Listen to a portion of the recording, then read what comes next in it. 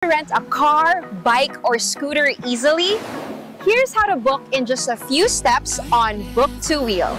Step 1. I-search ang Book2Wheel website.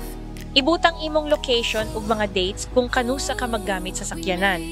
Step 2. Pagpili og vehicle, pwede car, motor, o scooter, tan-awa ang presyo ug mga detalye. Step 3. Pag-book sa imong napili nga vehicle, bayad ra kag 20% online para ma-confirm ang imong reservation. Step 4. Pag-sign up or log in gamit imong email, Facebook, or Google account. Step 5. Hulata ang confirmation gikan sa owner. Makadawat ka og email or notification kung approved na. Step 6. Pag-meet sa owner sa pick-up point, ipakita imong lisensya og ID, dayon bayad ang nahabilin nga 80%. Step 7. Paghuman sa imong trip, iuli ang sakyanan sa saktong oras. Dayon ayaw kalimot mo hatag og review. Dali ra kaayo, di ba? Search, book, ug enjoy sa imong biyahe.